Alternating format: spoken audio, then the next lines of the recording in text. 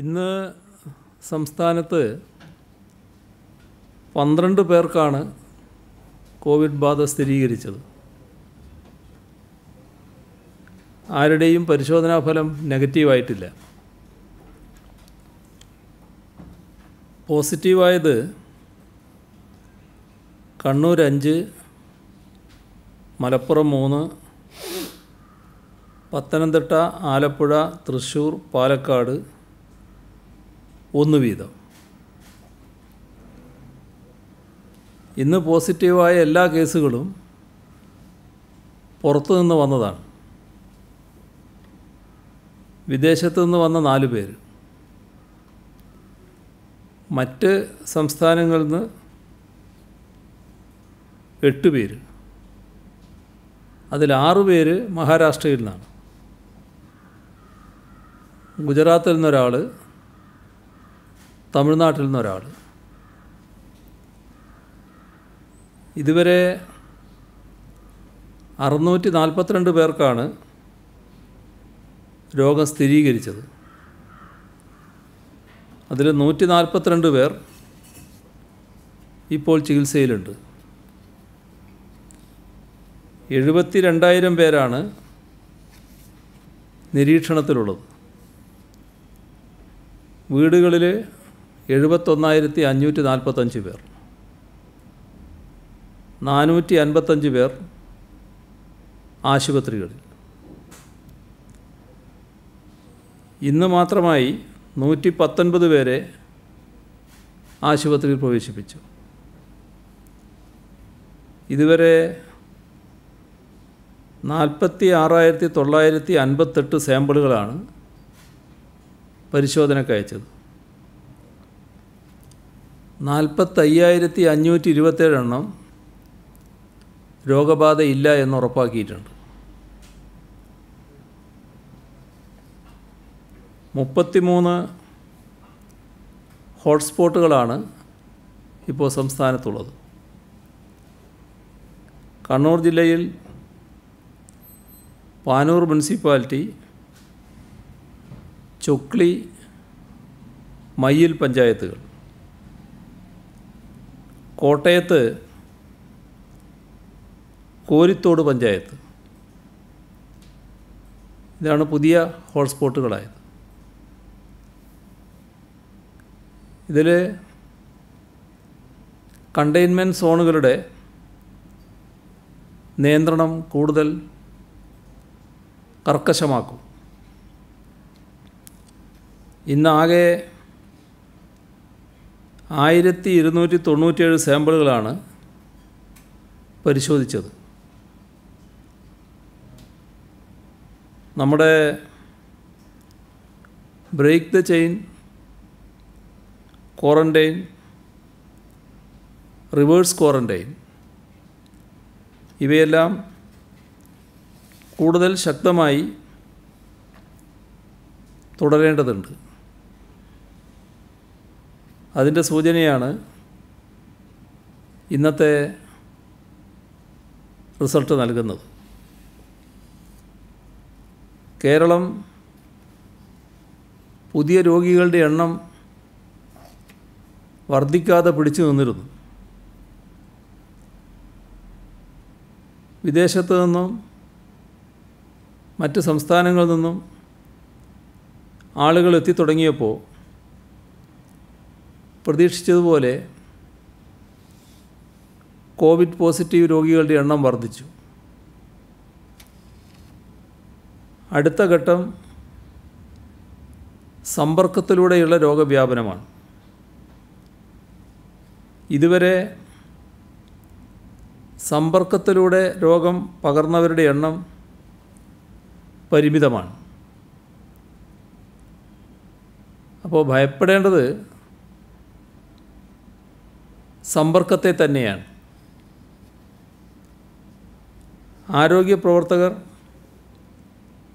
പ്രായാധിക്യമുള്ളവർ, ക്വാറൻറ്റൈനിലുള്ളവർ തുടങ്ങിയ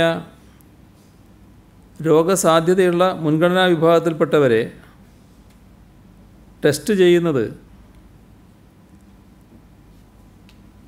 അതായത് പ്രായാധിക്യമുള്ളവരെയും ക്വാറൻറ്റൈനിലുള്ളവരെയും ആരോഗ്യ പ്രവർത്തകർ ടെസ്റ്റ് ചെയ്യുന്നത് രോഗബാധ എത്രത്തോളം സമൂഹത്തിൽ നിലനിൽക്കുന്നുവെന്ന് മനസ്സിലാക്കാനാണ്. ഇതുവരെ സെൻറ്റിനൽ സർവൈലൻസിൻ്റെ ഭാഗമായി മുൻഗണനാ വിഭാഗത്തിൽപ്പെട്ട 5630 സാമ്പിളുകളാണ് ശേഖരിച്ചത്. അതിൽ 5340 നെഗറ്റീവായിട്ടുണ്ട്. ഇങ്ങനെയുള്ള പരിശോധനയിൽ ഇതേവരെ കേവലം 4 പേർക്ക് മാത്രമാണ് രോഗമുണ്ടെന്ന് കണ്ടത്. ഇതിനർത്ഥം കോവിഡ് രോഗത്തിൻ്റെ സാമൂഹ്യ വ്യാപനം കേരളത്തിൽ നടന്നിട്ടില്ല എന്നാണ്. ശാരീരിക അകലം പാലിക്കുക, ആവർത്തിച്ച് കൈ കഴുകുക, മാസ്ക് ധരിക്കുക, ഇങ്ങനെയുള്ള ബ്രേക്ക് ദ ചെയിൻ നിർദ്ദേശങ്ങൾ പാലിക്കുന്നതിലും ക്വാറൻറ്റൈൻ കൃത്യമായി നടപ്പാക്കുന്നതിലും നമ്മൾ മുന്നേറിയെന്നാണ് നമ്മുടെ അനുഭവം. സംസ്ഥാനത്ത് ഇതുവരെ 74,426 പേർ കര, വ്യോമ, നാവിക മാർഗങ്ങളിലൂടെ കോവിഡ് പാസുമായി എത്തിയിട്ടുണ്ട്. ഇവരിൽ 44,712 പേർ റെഡ് സോൺ ജില്ലകളിൽ നിന്നാണ്. റോഡ് വഴി എത്തിയത് 63,239 പേരാണ്. വിമാനം വഴി വന്നവരിൽ 53 പേർക്കാണ് ഇതുവരെ കോവിഡ് ബാധയുണ്ടായത്. കപ്പലിലെത്തിയ 6 പേർക്ക് രോഗം സ്ഥിരീകരിച്ചു. റോഡ് വഴി വന്നവരിൽ 46 പേർക്കാണ് രോഗം സ്ഥിരീകരിച്ചതായി ഇതേവരെയുള്ള കണക്ക്. ഇതുവരെ 26 വിമാനങ്ങളും 3 കപ്പലുകളിലുമായാണ് ഇന്നലെ വരെ വന്നത്. എത്തിയ 6,054 പേരിൽ 3,305 പേരെ സർക്കാർ വക ക്വാറൻറ്റൈൻ സംവിധാനത്തിലേക്ക് അയച്ചു. ഹോം ഐസൊലേഷനിൽ 2,749 പേര്, ആശുപത്രികളിലേക്ക് 123 പേരെയും മാറ്റി. ഇത്തരത്തിൽ നമ്മുടെ സഹോദരങ്ങൾ തുടർച്ചയായി എത്തുമ്പോൾ സ്വാഭാവികമായും രോഗപ്രതിരോധ പ്രവർത്തനങ്ങളുടെ തീവ്രതയും വർദ്ധിപ്പിക്കേണ്ടതുണ്ട്. ഇതിത്തരത്തിൽ വിശദമായി പറയുന്നത് ധാരണാപിശക് കൊണ്ട് ഒരാളിലും അലംഭാവം ഉണ്ടായിക്കൂടാ എന്നത് ഉറപ്പുവരുത്താനാണ്. അത്തരത്തിൽ പറയുന്നതിൻ്റെ അടിസ്ഥാനം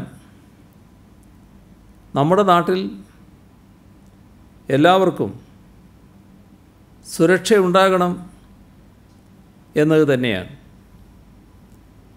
അതിനെ തെറ്റിദ്ധരിപ്പിക്കുന്ന രീതിയിൽ ചിലർ വളച്ചൊടിക്കുന്നത് കണ്ടു. അതിന് സഹതാപം മാത്രമേ ഉള്ളൂ. ലോക്ക്ഡൗൺ നിയന്ത്രണങ്ങൾ രാജ്യത്താകെ ലഘൂകരിച്ചിട്ടുണ്ട്. പുതിയ സാഹചര്യത്തെ നേരിടുമ്പോൾ അതുകൂടി മനസ്സിൽ വെച്ചുള്ള ജാഗ്രതയാണ് ഉണ്ടാകേണ്ടത്. നാട്ടിലേക്ക് വരാനുള്ള സൗകര്യങ്ങൾ ഏർപ്പെടുത്തുമ്പോൾ ആദ്യം എത്തേണ്ട ആളുകളെ കൃത്യമായി തന്നെ വേർതിരിച്ചിട്ടുണ്ട്. ഗർഭിണികൾ,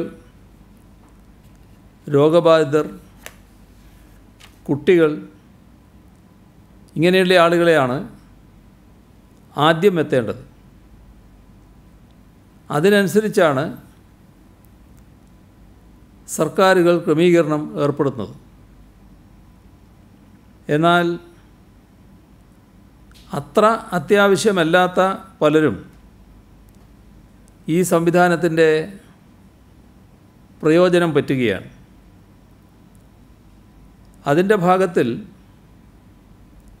അതിൻ്റെ ഭാഗമായി മുൻഗണന ലഭിക്കേണ്ടവർ കുടുങ്ങിപ്പോകുന്നു. ഈ അവസ്ഥ ഒഴിവാക്കാനാവണം. അതിന് ഔദ്യോഗിക സംവിധാനങ്ങളുമായി സഹകരിക്കാൻ എല്ലാവരും തയ്യാറാവുകയാണ് വേണ്ടത്. ആരും ഇപ്പോഴുള്ളിടത്ത് തന്നെ അനന്തമായി കുടുങ്ങിക്കിടക്കാൻ പോകുന്നില്ല. അവർക്ക് നാട്ടിലേക്ക് എത്താനുള്ള സംവിധാനങ്ങൾ ക്രമാനുഗതമായി ഒരുങ്ങുന്നുണ്ട്. പ്രയാസങ്ങളുണ്ടാകാം. എന്നാൽ അനാവശ്യമായ തിക്കും തിരക്കും അപകടം ക്ഷണിച്ചു വരുത്തുകയുള്ളൂ. വിദേശങ്ങളിൽ നിന്നുൾപ്പെടെ സംസ്ഥാനത്ത് ഇക്കാലത്ത് എത്തുന്ന എല്ലാവരുടെയും വിവരങ്ങൾ ആരോഗ്യ തദ്ദേശ വകുപ്പുകളും പോലീസും സൂക്ഷിക്കണം. വാഹനങ്ങളിൽ ആളുകളെ കുത്തി നിറച്ചുള്ള യാത്രകൾ ആരംഭിച്ചിട്ടുണ്ട്. ഇത് ഗുണം ചെയ്യില്ല. ലോക്ക്ഡൗൺ ഇളവുകൾ വന്നപ്പോൾ പൊതുവെ ചലനാത്മകതയുണ്ടായത് നല്ല കാര്യം തന്നെയാണ്. പക്ഷേ കാര്യങ്ങൾ അയഞ്ഞു പോകുന്നതിലേക്ക് ഇതെത്താനും പാടില്ല. നിയന്ത്രണങ്ങൾ കർശനമായി പാലിക്കുന്നതിൽ തദ്ദേശ സ്വയംഭരണ സ്ഥാപനങ്ങളുടെയും വാർഡ് തല സമിതികളുടെയും ഇടപെടൽ പ്രധാനമാണ്. തുറന്ന മനസ്സോടെ, അർപ്പണബോധത്തോടെ എല്ലാവരും പ്രവർത്തിക്കുകയാണ് വേണ്ടത്. ഇക്കാര്യത്തിൽ എല്ലാവരുടെയും സഹായം ഉണ്ടാവണം. ചെക്ക് പോസ്റ്റുകളിലും ആശുപത്രികളിലും PPE കിറ്റുകളും മാസ്കും മറ്റും ആവശ്യാനുസരണം ലഭ്യമാക്കാനുള്ള നടപടികൾ സ്വീകരിക്കുന്നതാണ്. മരുന്ന് ക്ഷാമം ശ്രദ്ധയിൽപ്പെട്ടിടത്ത് പരിഹരിക്കാനുള്ള ഇടപെടൽ നടത്തിയിട്ടുണ്ട്. റോഡരികിൽ തട്ടുകടകൾ പ്രവർത്തിക്കുന്നുണ്ട്. അതിൽ ചിലതിൽ റെസ്റ്റോറൻറ്റ് മാതൃകയിൽ ആളുകളെ ഇരുത്തി ഭക്ഷണം കൊടുക്കുന്ന ദൃശ്യങ്ങൾ പതിവായിട്ടുണ്ട്. ഇത് അനുവദിക്കാൻ പറ്റുന്ന പ്രവണതയല്ല. പാർസൽ ഭക്ഷണമേ സംസ്ഥാനത്ത് അനുവദിച്ചിട്ടുള്ളൂ. വിദ്യാഭ്യാസ സ്ഥാപനങ്ങളെല്ലാം അടഞ്ഞു കിടക്കുകയാണ്. എന്നാൽ ചില സ്വകാര്യ ട്യൂഷൻ സെൻ്ററുകൾ പ്രവർത്തിക്കുന്നതായി പറയുന്നുണ്ട്. സ്കൂൾ തുറക്കുന്ന മുറക്ക് മാത്രമാണ് ട്യൂഷൻ തുടങ്ങാൻ അനുവാദമുണ്ടാവുക. നിർബന്ധമാണെങ്കിൽ ഓൺലൈൻ വഴി ട്യൂഷനാകാം. ആശുപത്രികളിൽ തിരക്ക് വർദ്ധിക്കുന്നുണ്ട്. അത് നിയന്ത്രിക്കും. തിക്കിത്തിരക്കി രോഗികളും സഹായികളും എത്തുന്നതും സാമൂഹ്യ അകലം പാലിക്കാത്തതും ആശുപത്രികളിലാകുമ്പോൾ വലിയ പ്രതിസന്ധിക്കാനിടയാക്കുക. അടിയന്തര ഇടപെടൽ ആരോഗ്യവകുപ്പിൽ നിന്നും അക്കാര്യത്തിലുണ്ടാകും.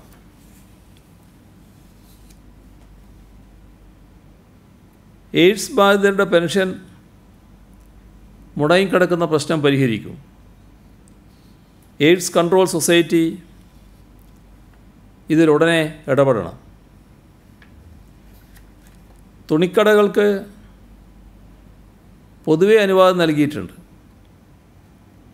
ഒന്നിലധികം നിലകളുള്ള കടകൾക്കും പ്രവർത്തിക്കാം.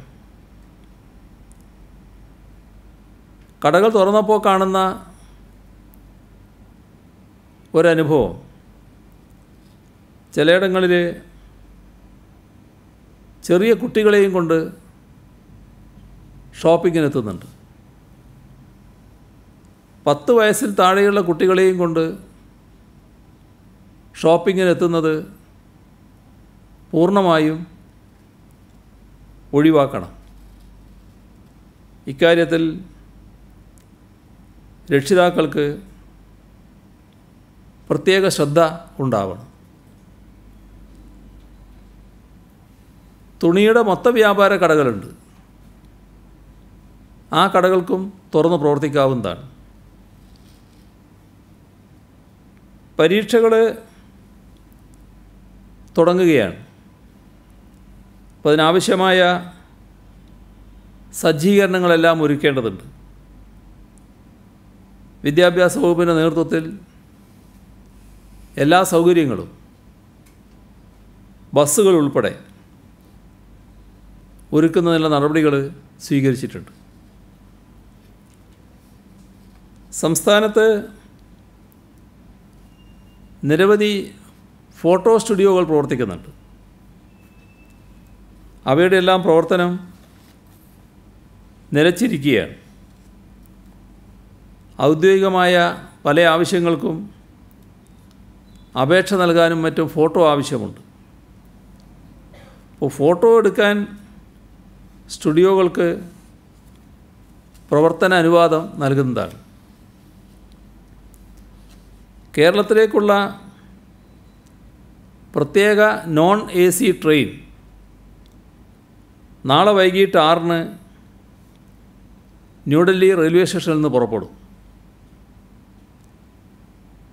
1304 പേരുടെ പട്ടികയാണ് തയ്യാറാക്കിയിട്ടുള്ളത്. 971 പേർ ഡൽഹിയിൽ നിന്നാണ്. 333 പേർ UP, ജമ്മുകാശ്മീർ, ഹരിയാന, ഹിമാചൽ പ്രദേശ്, ഉത്തരാഖണ്ഡ് എന്നിവിടങ്ങളിൽ നിന്നുമാണ്. ബാംഗ്ലൂരിൽ നിന്ന് മറ്റന്നാൾ മുതൽ ദിവസേന നോൺ AC ചെയർ കാർ ഉണ്ടാകുമെന്ന് റെയിൽവേ അറിയിച്ചിട്ടുണ്ട്. നാട്ടിലേക്ക് തിരികെ പോകണമെന്നാവശ്യപ്പെട്ട് 300ഓളം അതിഥി തൊഴിലാളികൾ കണ്ണൂർ റെയിൽവേ സ്റ്റേഷനിലെത്തി ബഹളം വെച്ച സംഭവമുണ്ടായി. UP, ബീഹാർ സംസ്ഥാനങ്ങളിൽ നിന്നുള്ള ഇവർ റെയിൽപാളത്തിലൂടെ നടന്നാണ് റെയിൽവേ സ്റ്റേഷനിലെത്തിയത്. പോലീസും മറ്റും അനുനയിപ്പിച്ച് അവരെ KSRTC ബസ്സുകളിൽ താമസ സ്ഥലങ്ങളിലേക്ക് തിരിച്ചയച്ചു. ഇതുപോലുള്ള ചില സംഭവങ്ങൾ മറ്റു ചില സ്ഥലങ്ങളിലും ഉണ്ടായിട്ടുണ്ട്. അതിഥി തൊഴിലാളികളുടെ ക്യാമ്പുകൾ DYSP തലത്തിലെ ഉദ്യോഗസ്ഥർ സന്ദർശിച്ച് അവരുടെ സുഖവിവരങ്ങൾ അന്വേഷിക്കുകയും അവരുടെ ക്ഷേമത്തിനായി സർക്കാരും ജനമൈത്രി പോലീസും സ്വീകരിച്ച നടപടികൾ വിശദീകരിച്ച് നൽകുകയും ചെയ്യുന്നുണ്ട്. മടങ്ങാൻ താൽപ്പര്യമുള്ളവർക്ക് നാട്ടിലേക്ക് ട്രെയിൻ സർവീസ് ആരംഭിക്കുന്ന മുറക്ക് തിരിച്ചു പോകാമെന്നും അവരെ അറിയിക്കുന്നുണ്ട്. കോഴിക്കോട് നിന്ന് ഒറീസയിലേക്ക് 17 സൈക്കിളുകളിലായി പോകാൻ ശ്രമിച്ച ഒരു സംഘം അതിഥി തൊഴിലാളികളെ പോലീസ് ഇടപെട്ട് തടയുകയും ക്യാമ്പുകളിലേക്ക് തിരികെ അയക്കുകയുമുണ്ടായി. ട്രെയിൻ സർവീസ് ആരംഭിക്കുന്ന മുറക്ക് അവർക്ക് നാട്ടിലേക്ക് മടങ്ങാൻ അവസരമൊരുക്കും. പൊതുജനങ്ങൾ മാസ്ക് ധരിക്കുന്നുവെന്ന് ഉറപ്പാക്കാൻ പോലീസ് രൂപം നൽകിയ ടാസ്ക് ഫോഴ്സിൻ്റെ ചുമതല ദക്ഷിണ മേഖല IG ഹർഷിത അത്തല്ലൂരിക്ക് നൽകി. മാസ്ക് ധരിക്കുന്നത് പ്രോത്സാഹിപ്പിക്കുന്നതിനായി പോലീസ് ആരംഭിച്ച മാസ്ക് ഇൻ ദ മാസ്ക് എന്ന ക്യാമ്പയിൻ കൂടുതൽ പുതുമകളോടെ തുടരും. ഇന്ന് സംസ്ഥാനത്ത് മാസ്ക് ധരിക്കാത്ത 2036 സംഭവങ്ങൾ റിപ്പോർട്ട് ചെയ്തിട്ടുണ്ട്. ക്വാറന്റൈൻ ലംഘിച്ചതിന് 14 കേസുകളും രജിസ്റ്റർ ചെയ്തിട്ടുണ്ട്. ഗൾഫിലെ പ്രവാസി വിദ്യാർത്ഥികൾക്ക് നീറ്റ് ഉൾപ്പെടെയുള്ള പ്രവേശന പരീക്ഷകൾ എഴുതാനാകുമോ എന്ന ആശങ്കയുയർന്നിട്ടുണ്ട്. ജൂലൈ 26-നാണ് ഈ വർഷത്തെ നീറ്റ് പരീക്ഷ.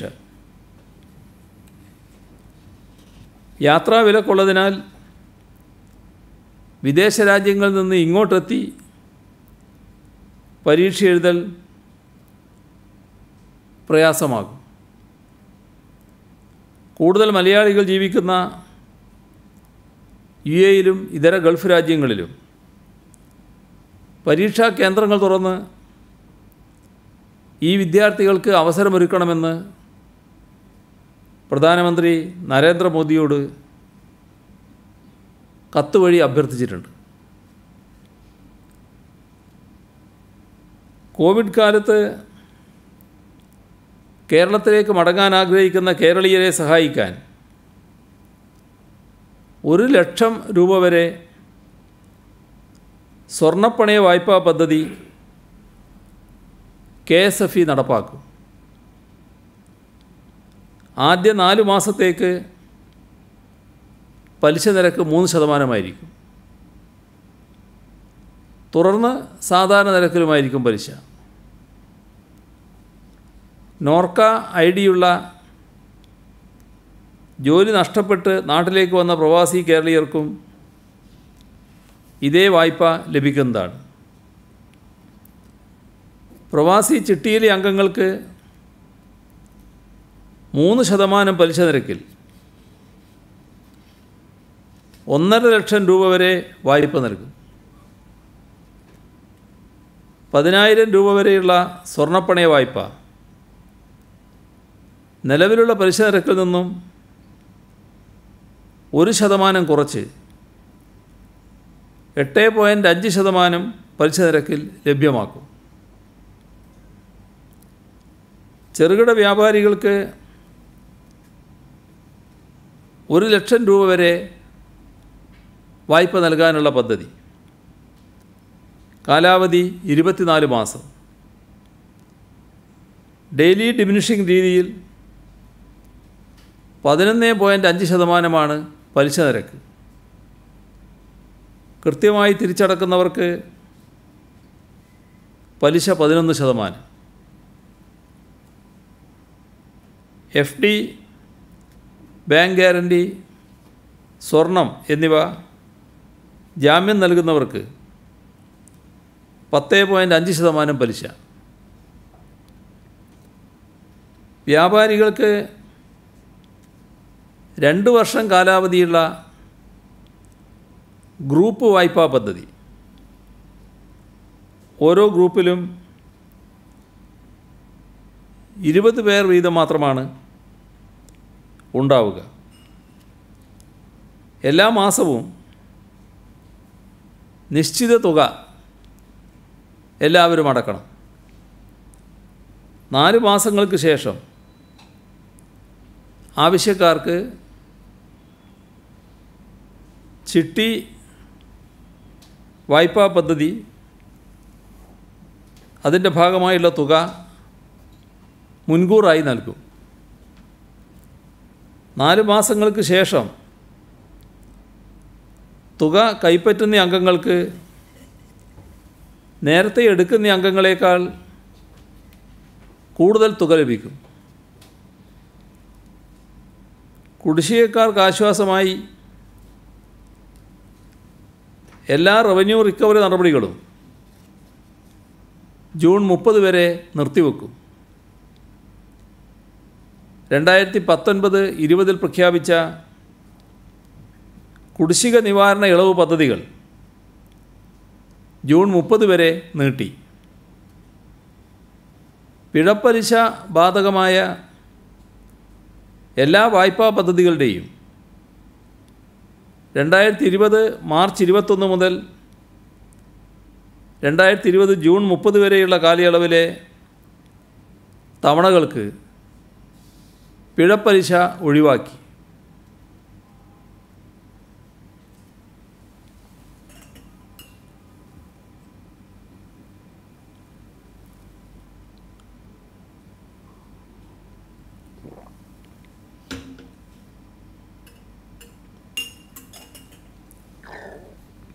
കഴിഞ്ഞ വർഷമുണ്ടായ കനത്ത മഴയുടെ അനുഭവം നാം മറക്കാനിടയില്ല. ഒരു ദിവസത്തെ മഴ കൊച്ചി നഗരത്തെ തന്നെ വെള്ളക്കെട്ടിനടിയിലാക്കി. സംസ്ഥാന സർക്കാരിൻ്റെ നിർദ്ദേശപ്രകാരം ജില്ലാ ദുരന്ത നിവാരണ അതോറിറ്റി നേരിട്ട് നടപ്പാക്കിയ ഓപ്പറേഷൻ ത്രൂ പദ്ധതി കൊച്ചിയെ വെള്ളക്കെട്ടിൽ നിന്ന് മോചിപ്പിക്കാൻ ഉദ്ദേശിച്ചുള്ളതായിരുന്നു. കൊച്ചിയിലെ വെള്ളക്കെട്ടിന് ശാശ്വത പരിഹാരമേകാൻ ഓപ്പറേഷൻ ബ്രേക്ക് ത്രൂ തുടരാനായിരുന്നു സർക്കാരിൻ്റെ തീരുമാനം. 25 കോടി രൂപയുടെ പദ്ധതികൾക്ക് ഭരണാനുമതി നൽകി. 2 ഘട്ടങ്ങളിലായി നടപ്പാക്കേണ്ട പ്രവൃത്തികൾക്കുള്ള പദ്ധതി രേഖ ജില്ലാ ദുരന്ത നിവാരണ അതോറിറ്റി തയ്യാറാക്കി.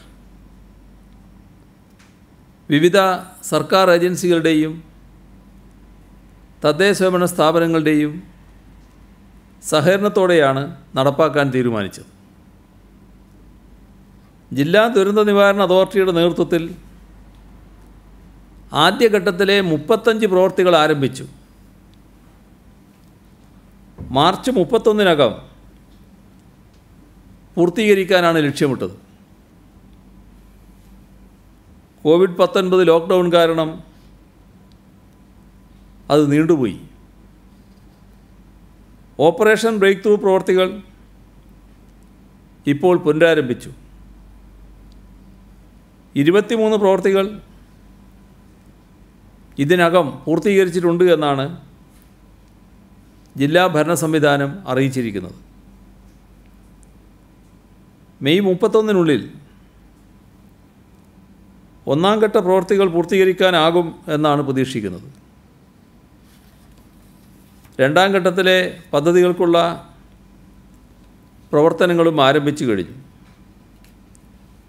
കൊച്ചിയിലെ ജനങ്ങൾക്ക് വെള്ളക്കെട്ടിൽ നിന്നും ശാശ്വത പരിഹാരമുണ്ടാകുന്ന തരത്തിൽ പദ്ധതി സമയബന്ധിതമായി പൂർത്തിയാക്കാൻ നിർദ്ദേശം നൽകിയിട്ടുണ്ട്. ദേശീയപാത വികസനത്തിൻ്റെ തടസ്സം നീങ്ങുന്ന കാര്യം കഴിഞ്ഞ ദിവസം പറഞ്ഞിരുന്നു. തലപ്പാടി ചെങ്കള റീച്ചിലെ പ്രവൃത്തിക്ക് അംഗീകാരം ലഭിച്ച കാര്യമായിരുന്നു കഴിഞ്ഞ ദിവസം അറിയിച്ചത്. അതിൻ്റെ തുടർച്ചയായി ചെങ്കള നീലേശ്വരം റീച്ചിൻ്റെ വികസനത്തിനും സ്റ്റാൻഡിംഗ് ഫിനാൻസ് കമ്മിറ്റിയുടെ അംഗീകാരം ലഭിച്ചു. 37.5 268 കിലോമീറ്റർ ദൂരം 6 വരിയാക്കി വികസിപ്പിക്കാനാണ് പദ്ധതി. പദ്ധതിയുടെ മൊത്തം ചെലവ് 1197.568 കോടി രൂപയാണ്. 2.5 വർഷം കൊണ്ടാണ് നിർമ്മാണ പ്രവർത്തനങ്ങൾ പൂർത്തിയാക്കാൻ ഉദ്ദേശിക്കുന്നത്. 40.7803 ഹെക്ടർ ഭൂമിയാണ് ഈ ഘട്ടത്തിൽ ഏറ്റെടുക്കേണ്ടത്. ജൂൺ 1 മുതൽ സ്കൂൾ അധ്യാപകർക്ക് വിക്ടേഴ്സ് ചാനലിലൂടെ പരിശീലനം നൽകാനും കുട്ടികൾക്ക് വെർച്വൽ ക്ലാസ് നടത്താനും തീരുമാനമെടുത്തിട്ടുണ്ട്. എല്ലാ കേബിൾ DTH സേവനദാതാക്കളും വിക്ടേഴ്സ് ചാനലിനെ നെറ്റ്വർക്കിൽ ഉൾപ്പെടുത്തിയാലാണ് കുട്ടികൾക്ക് പൂർണ്ണതോതിൽ പ്രയോജനം ലഭിക്കുക. കേന്ദ്രം പ്രഖ്യാപിച്ച സ്വയംപ്രഭ പദ്ധതിയുടെ ഭാഗമായി വിക്ടേഴ്സിനെ DTH നെറ്റ്വർക്കിൽ ഉൾപ്പെടുത്തണമെന്നാവശ്യപ്പെട്ട് മാനവ വിഭവശേഷി മന്ത്രി പ്രകാശ് ജാവേദർക്ക് കത്തയച്ചിട്ടുണ്ട്. കഞ്ചിക്കോട് ഇൻഡസ്ട്രീസ് ഫോറം 10 ലക്ഷം രൂപയുടെ ഫേസ് ഷീൽഡ് കൈമാറി. സംസ്ഥാനത്തെ സഹകരണ സംഘങ്ങളിൽ നിന്ന് സഹകരണ വകുപ്പ് മുഖാന്തരം ലഭിച്ചത് 151.96 കോടി രൂപ. 112.79 കോടി രൂപ ആദ്യ ഗഡുവായും 39.17 കോടി രൂപ രണ്ടാം ഗഡുവായും കൈമാറി. കോഴിക്കോട് അർബൻ സഹകരണ ബാങ്ക് 2 ഗഡുക്കളിലായി 50 ലക്ഷം രൂപ,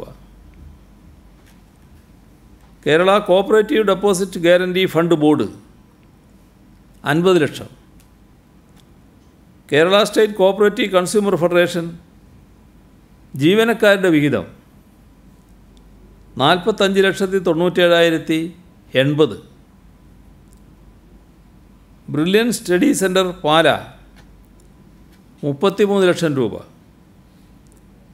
വിളപ്പിൽ സർവീസ് കോഓപ്പറേറ്റീവ് ബാങ്ക് ജീവനക്കാർ 25 ലക്ഷം രൂപ, കാരമുക്ക് സർവീസ് സഹകരണ ബാങ്ക് 23,46,856 രൂപ, വലപ്പാട് ഗ്രാമപഞ്ചായത്ത് 15 ലക്ഷം രൂപ, ഫെഡറൽ ബാങ്ക് 13,44,000 രൂപ, ചെല്ലാനം ഗ്രാമപഞ്ചായത്ത് 10 ലക്ഷം രൂപ, ഏലൂർ നഗരസഭ 10 ലക്ഷം രൂപ, കണ്ണിപ്പൊയിൽ ബാബു രക്തസാക്ഷി ദിനാചരണത്തിൻ്റെ ഭാഗമായി മാഹി പള്ളൂരിലെ CPIM പ്രവർത്തകർ സ്വരൂപിച്ച 2,35,800 രൂപ, മൂവാറ്റുപുഴ നഗരസഭ 10 ലക്ഷം, ഭിന്നശേഷിക്കാരുടെ സംഘടനയായ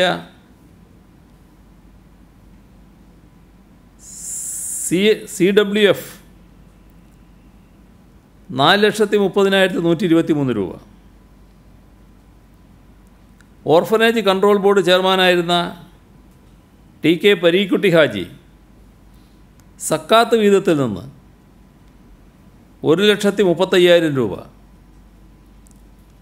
ഭാഷാ ഇൻസ്റ്റിറ്റ്യൂട്ട് ജീവനക്കാർ 2 ലക്ഷം രൂപ, കുവൈറ്റിലെ മലയാളി കൂട്ടായ്മ സാന്ത്വനം കുവൈറ്റ് 3,50,607 രൂപ, റിട്ടയേർഡ് ഹൈക്കോടതി ജഡ്ജി N. കൃഷ്ണൻ നായർ 1 ലക്ഷം രൂപ. ഇത്രയും വിവരങ്ങളാണ് ഇന്ന് പറയാനുള്ളത്.